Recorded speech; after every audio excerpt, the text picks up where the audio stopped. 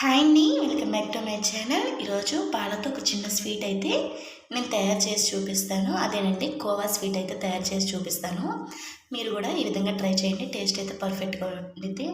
నేనైతే ఇరిగిపోయిన పాలని వేస్ట్ చేయకుండా స్టవ్ మీద పెట్టుకొని కొంచెం సిమ్లో పెట్టుకొని ఇలా మరిగిస్తున్నానండి. చూస్తున్నారు కదా, ఇలాగ వాటర్ అనేది పైకి తేలుతూ ఉండిద్ది.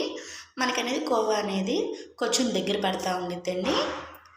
ఇలాగా 5 మినిట్స్కి ఒకసారి మనం స్పూన్తో తిప్పుకుంటూ ఉండాలి, ఎందుకంటే లేదంటే అడుగు అంటేసిద్దండి.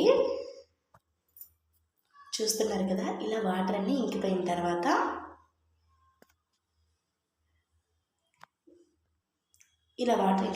నేనైతే షుగర్ అయితే యాడ్ చేసుకుంటున్నాను. షుగర్ అయితే నేను 2 స్పూన్స్ యాడ్ చేసుకుంటున్నానండి.